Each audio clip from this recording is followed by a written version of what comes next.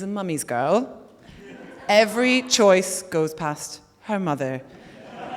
Whether to take a job, how much ibuprofen to take, which marriage proposals to accept. So Mary, thank you so much, not just on Catherine and Robbie's behalf, but for all of us, because without you, none of us would be here, and we're all having a lovely time.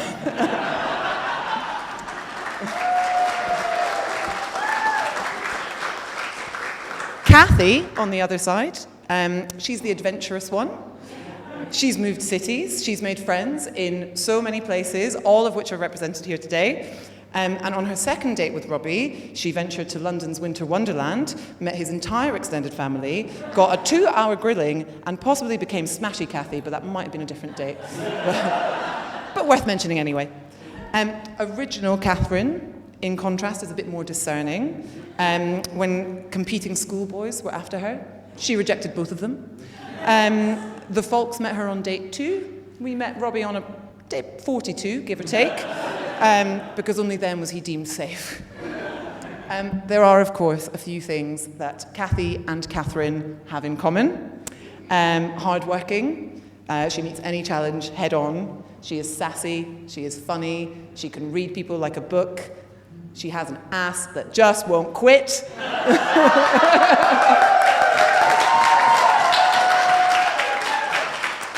And she is the best player that you could have on your team. Robbie? There's only one Robbie. It's important I get these words right. Sweet-faced, lovable, outgoing, high-spirited. An enthusiastic athlete that requires lots of exercise. The eyes glimmer with kindness. These words, from the official Kennel Club description of a Labrador,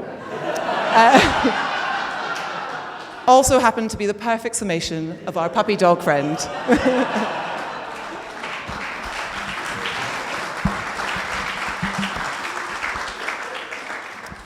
So I think that's enough from us. You'll probably get sick of hearing our voices throughout the rest of the night, or if you might be already. So I am going to hand over to Kathy's dad, Tom, to tee us off with the speeches.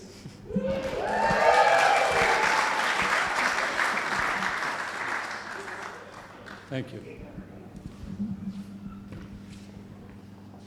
Well, I'm about to propose a toast to the bride and groom in a few minutes, so it might be a good time to get some more in your glass.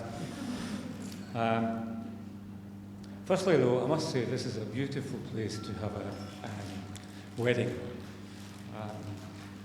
Many thanks to Julie and everyone else who has been involved in making this all come together. As you say, I think some of you know Catherine very well, but others less so. So what I'm going to do is just tell you a little bit about her early days rather than her later days. Even when she was quite young, Catherine really cared about the family and her friends, as you've seen from everybody who's here. But that was not all. I mean, we always thought that Catherine got the best of us. She got Mary's brains and my good looks. We're not going to mention the dyslexia. We'll just put that to the side for now. Catherine can also be quite competitive as well as practical and determined in her life. She plays team sports. She likes team sports. She played hockey at school. She played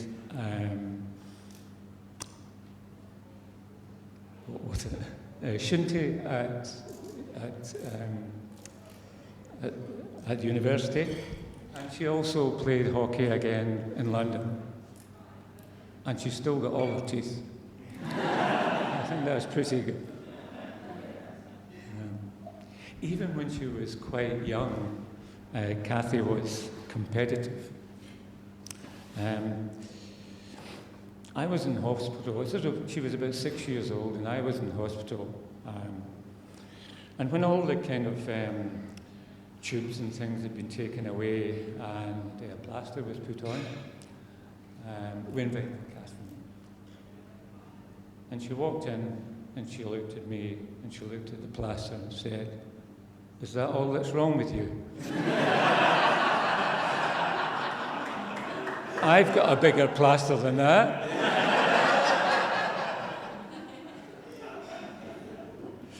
On the other hand, and more seriously, in the early stages of COVID, Catherine was living with us in Edinburgh.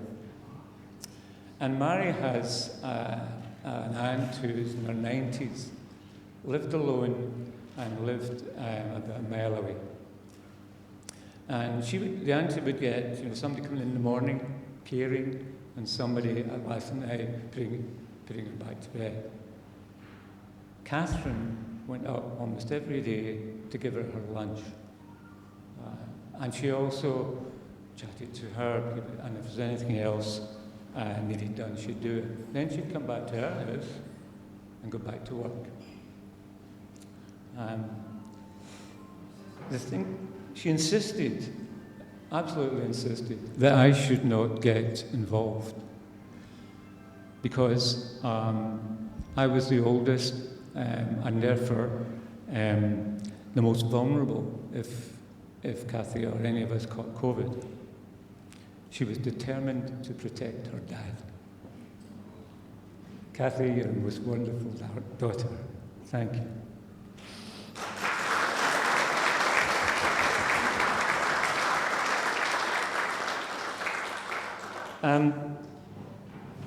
Catherine has kept a close eye on us this last few years, but mostly helping us with technology, all that sort of stuff, because we needed help. If you get a hacker, she would know what to do with it. And she's usually right about the things that she tells us, but not always. Kathy, when she was young, 4, she came out of the nursery one day and announced, "I'm cross. I'm cross with you. I'm cross with the nursery. And I'm cross with everyone." This is true. "I'm so cross, nobody will ever want to marry me." Well, Clyde, you were wrong about that. Somebody did want to marry you, and it wasn't any old somebody, it was Robbie.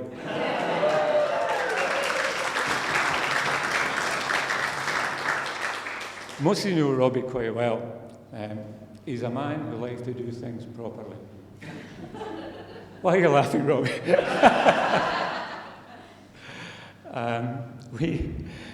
We got a call from Robbie when we were in Malaga. And he was saying that when they go on holiday, he's going to propose to Kathy. And we were very happy. We are still very happy. And Mary and I were chatting a couple of weeks later, and we wondered if Robbie didn't know whether he's not the first person to woo Catherine with poems. No. There was a 12-year-old who did something very similar.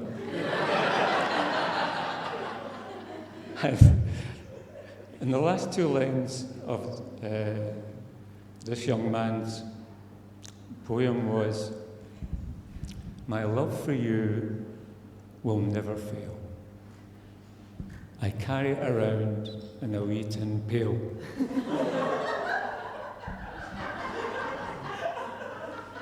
He was unsuccessful.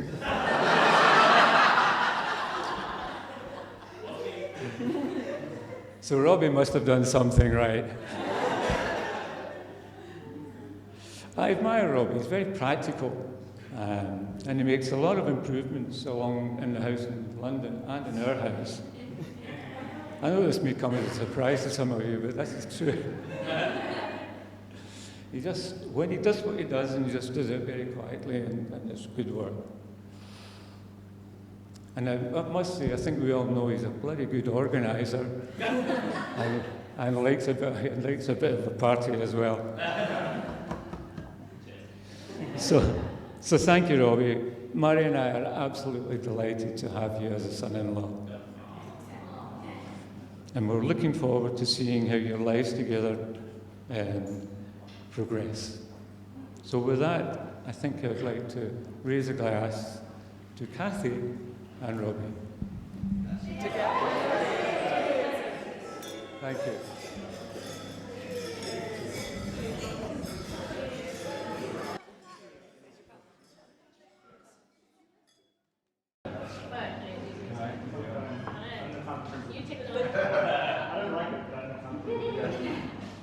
How's everyone?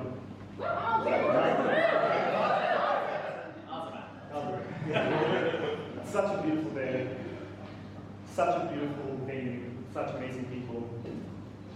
The most impeccable WhatsApp group I've ever been a part of. And everything's organized to an absolute T. We are definitely a Robbie and Ray. I also met Robbie when I was 11 years old, funny enough. We were in grade 6, and it was a variety show concert in our school hall. I was auditioning to do like juggling and magic, and Robbie was there to sing. We weren't like friends back then, we were definitely familiar with each other's business. Which was certainly because I was like an absolute manic child that spent every day outside of the classroom instead of inside of the classroom. And it made making new friends pretty difficult. I have my friends beforehand who are still remaining today. But yeah, making new friends was tricky. But one day on that day, I was sitting there by myself getting ready to perform. And I saw Robbie playing on his Game Boy Advance. And it like moved my brain because I also had a Game Boy Advance. And I knew no one else who had one of these things. So I went up to him and I was like, and he's like, and since then, I mean, that day actually after the audition, I went straight back to Rob's house and we just jammed like Mario Kart and watched the games together. And I mean, since then, basically just developed some basic friendships.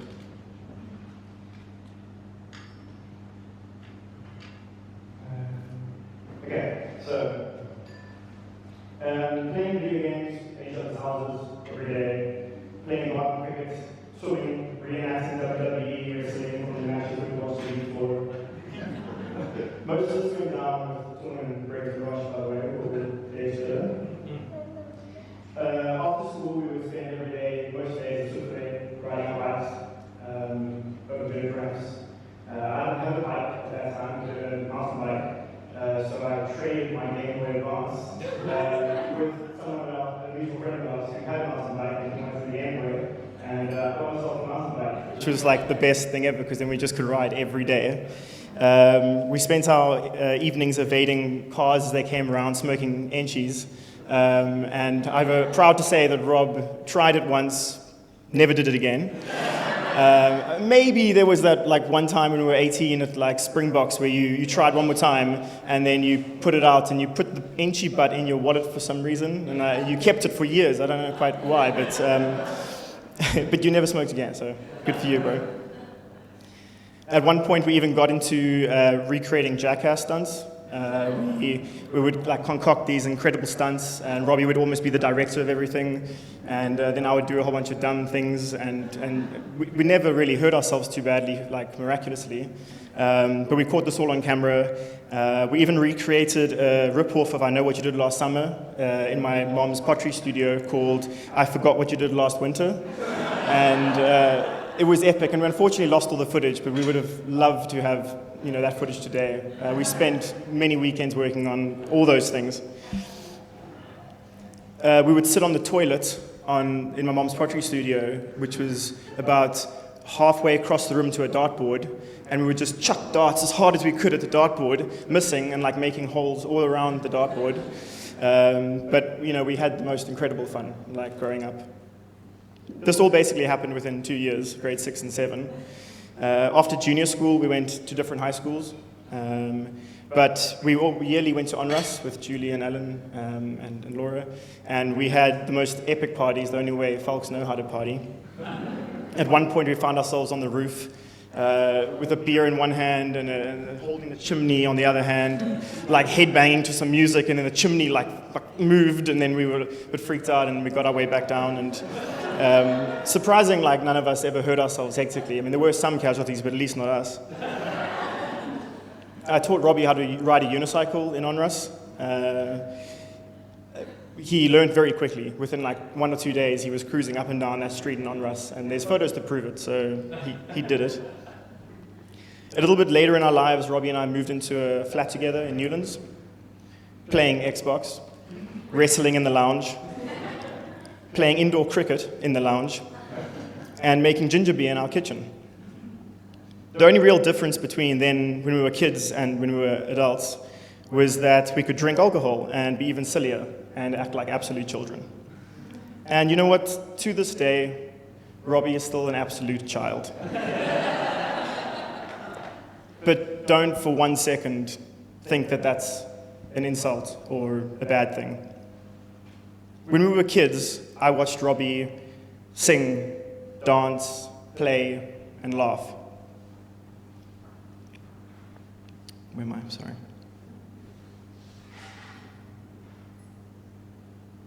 And you know what? Sorry. I've seen all of that today and throughout our lives together. Robbie has this absolutely incredible ability to make absolutely everything enjoyable. He organizes the best parties. He curates the most thoughtful adventures for loved ones and friends, and is always there for you when you need him. Robbie embraces that child, the one that a lot of us have seemed to have lost over the years, and he brings it into all of our lives so that we too can play and sing and dance and laugh together. To Alan and Julie, thank you for raising the most incredible son who became a brother to me. Brother, I wish you and Kathy the most incredible life together. You're going to be the most insane parents, and I love you both very, very much.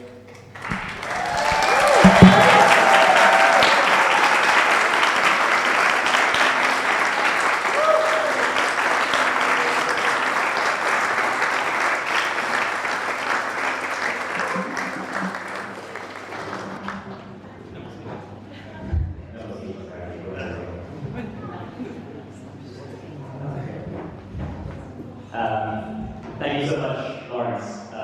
Some fantastic words. I have vivid memories of those holidays to Onrus, waking up super early before anybody else to steal Robbie's Game Boy Advance. So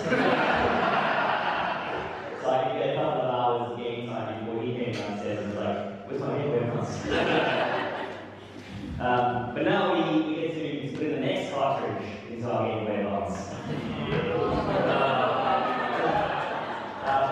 To hear from the second most important person here today, after Kathy, obviously, our groom, Robbie.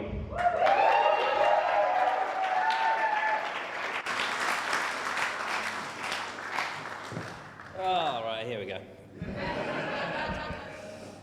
Hello, everybody, and welcome to the hashtag Big McFalck Wedding. Woo! If anybody knows me or if you've seen me speak, you pretty much know I was born for this moment, so just sit back and enjoy. First of all, wow, it's been an amazing day. Thank you so much for being here. It's been absolutely incredible.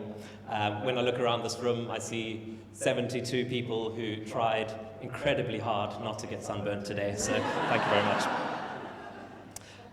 But yeah, welcome to Cape Town. Welcome to Tulbagh and, of course, the beautiful Sarensburg, where ice in your wine is not just expected, but an absolute necessity, so please put it in your wine. And yeah, throughout the evening, just to let you know that we'll be saying a few special South African prayers. This evening, we'll be praying that the aircon doesn't break. Please don't break. And I really encourage you guys to take a moment to pray that you didn't catch the 24-hour vomiting bug that I got. And if you did, I hope it doesn't come out on the dance floor. But on a serious note, Kathy and I are extremely humbled and happy to be celebrating with all of you guys. It's been, as I said, an amazing few days filled with so much love and so much joy. And yeah, pretty much exactly what we wanted for our wedding and the weekend and everything. It's just been incredibly special. Thank you, everyone. Yeah, I don't know if you guys know that we picked this venue at Sarensburg because of the natural beauty, and of course because Kathy loves drinking wine.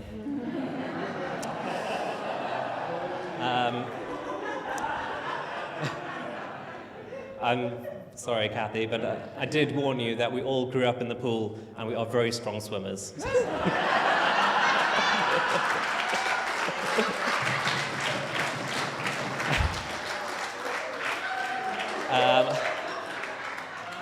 But I'm sure I hope everyone by now knows that baby McFalck is coming in June 2025. So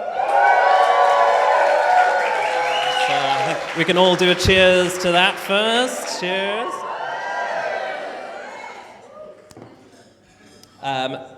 Yeah, I guess tonight Kathy is eating for two, and I'll be drinking for two, so cheers to that. Another way of putting it, Kathy wanted a cat, I wanted a dog, so we compromised and got a child. Oh, there's multiple more pages of this, the banter just keeps on flowing.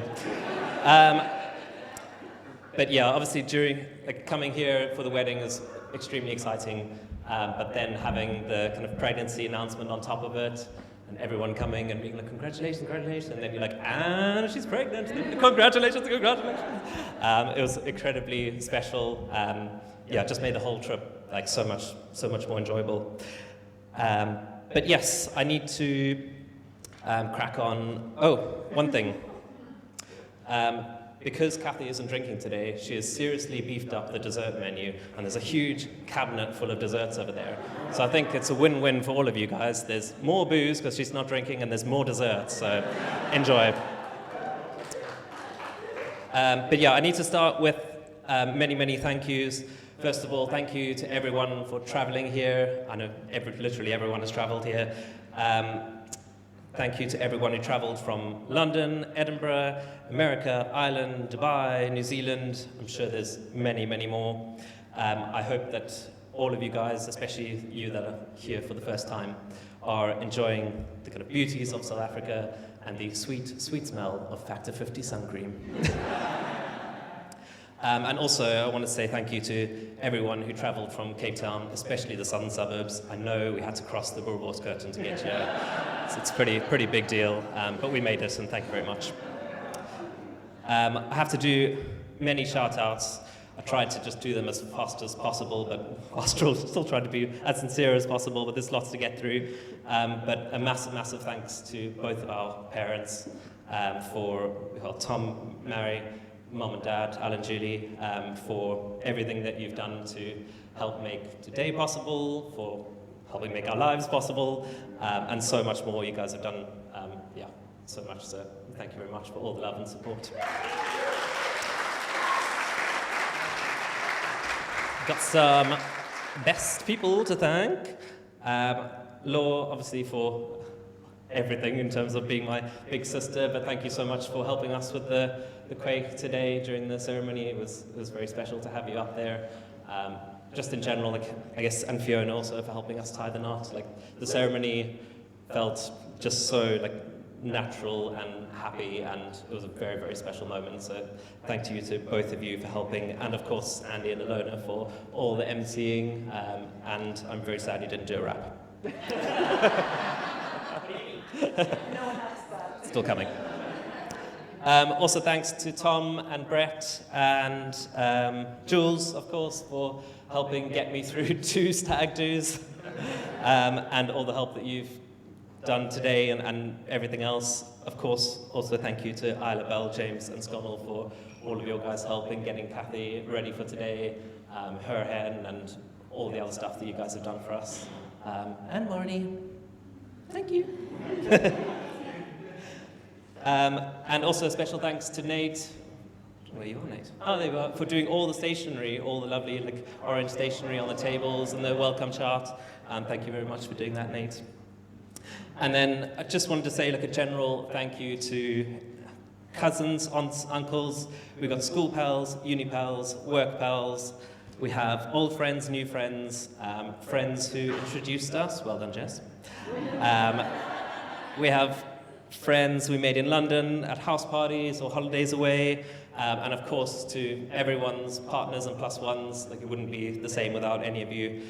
And there's also people that couldn't be here today, and people that are no longer with us that we're thinking of all of you.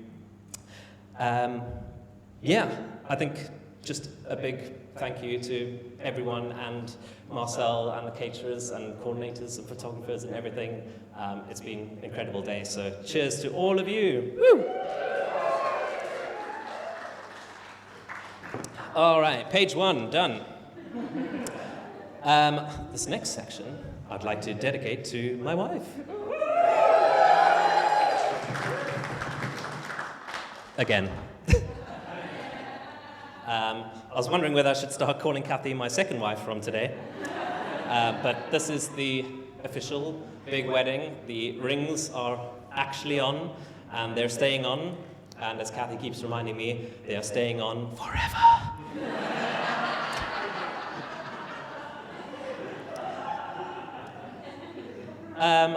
Yeah, while I was trying to find the venue for today, I did a lot of research and I watched a lot of people's wedding videos because it was the best way to kind of get the full experience of the getting ready, blah, blah, blah, blah, blah. And they had a lot of the groom's speeches in the videos themselves.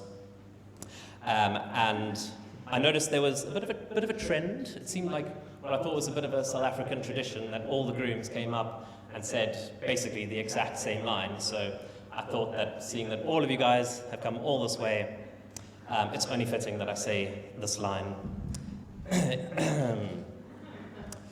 I can't believe that I'm standing here today, calling you, Catherine, my wife.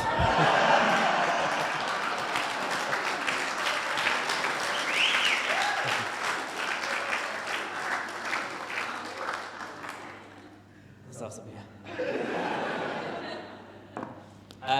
I think any of you that know us will know that me and Kathy have a very fun, happy relationship, but being Scottish and South African, our personal relationship is about 50% nice and lovey and cutie, and then 50% we're just ripping each other off.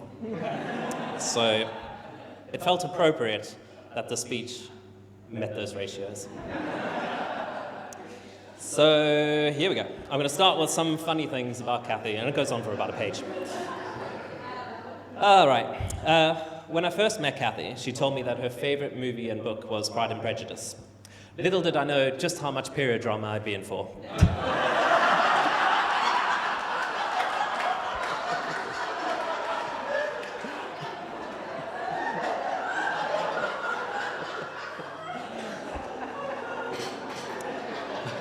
That is the best joke I have all night. Just laugh it up. Keep on laughing. Enjoy. Let's have fun.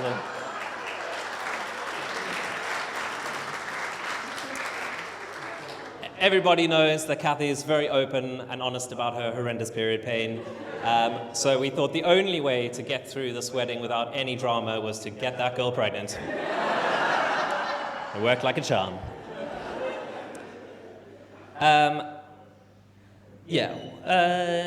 Yes, so obviously in 6 months' time, 21st of June, we're going to be very much in the thick of it and understanding what the kind of 50-50 split in a marriage really means.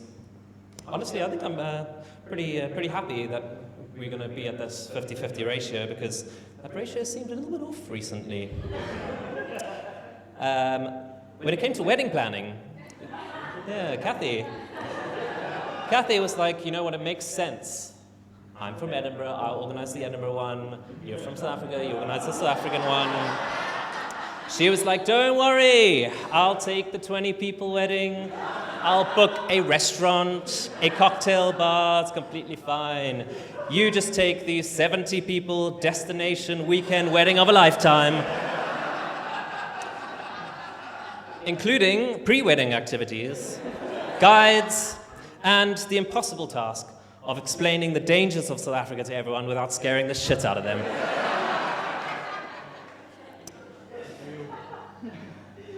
We're turning over a page. Here we go.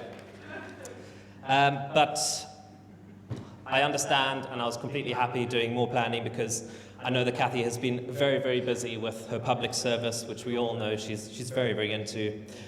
For example, she once cleaned up London by painting the tube white. And clearly these people know what I'm talking about. And by painting, she actually spilt a huge can of paint on the Northern Line and then got off at the next stop.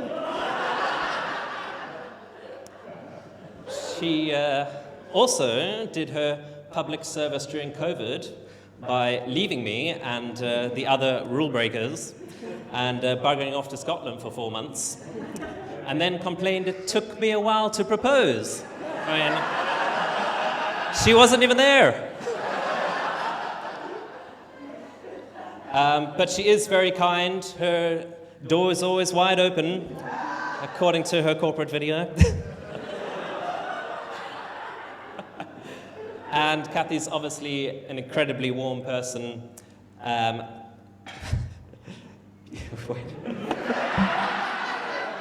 She's an incredibly warm person, yet she's actually never warm. She's always cold. Scotland lives like deep in her bones, and I swear, in that 35-degree heat, she's probably got another 3 layers on underneath her. But seriously, Kathy really lives her lives by helping others, mostly by supplying them with her witch username and password. For those of you that don't know, Witch is a company in the UK that recommends products and services to you, and basically our entire house is Witch recommended. Everything that we own, dehumidifiers, wine, blah, blah, blah, everything is Witch recommended. So I felt that in order to make this marriage as successful as possible, I would reach out to Witch and see if they could make me a Witch recommended, most reliable husband.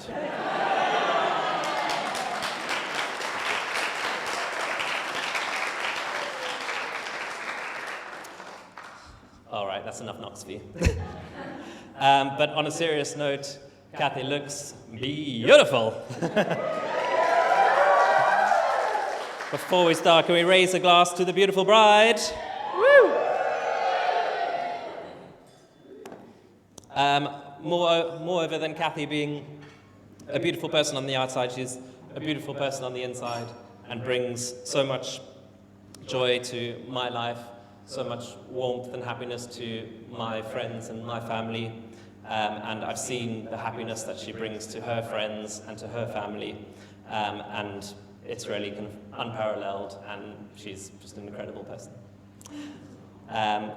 I've also always admired Kathy's determination to improve herself and her career and her skills and to push herself forward. I mean, she put herself on a female empowerment course, which is very impressive, and she absolutely bossed it. And yeah, I've always felt like it takes a lot to look at yourself and think about things and then actually do something about it.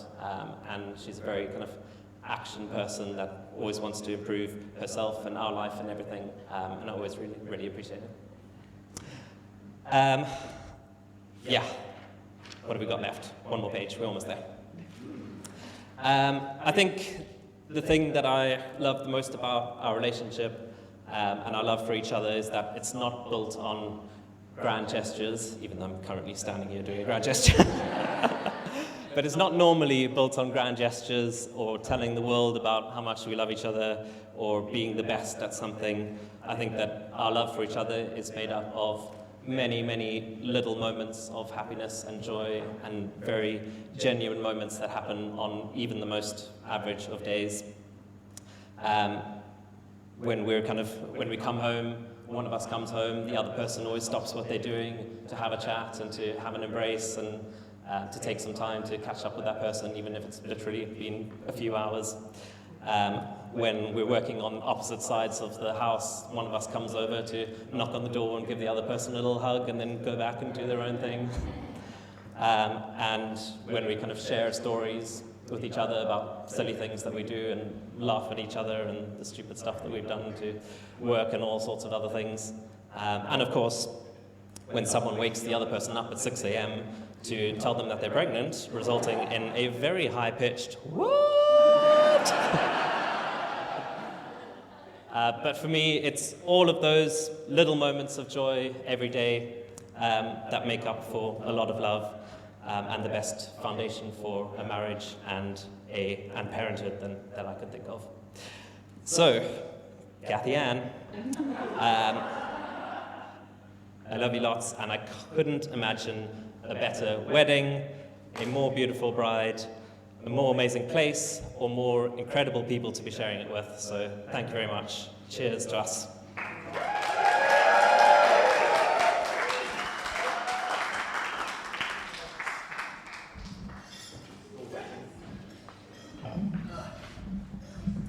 Thank you very much, Robbie. Thank you very much, Lawrence. We're going to keep the next section incredibly quick so you can get some food. We wanted to take a section for a cross-cultural moment, bringing together our Scottish and South African communities. Apologies to anyone who doesn't fit into either and won't get the next bit. There is a traditional Scottish grace written by the great poet Robert Burns, the Selkirk Grace. I will read it and you will get a translation. Some hae meat and canna eat, and some would eat that want it. But we hae meat and we can eat, and so we all be thank it. For the South African version, bear with me. Some oaks have chops but can't dowel. Some have no chops but are honger. But we have meat and we can free it. So let's all be lekker thankful. Enjoy your meal, everybody.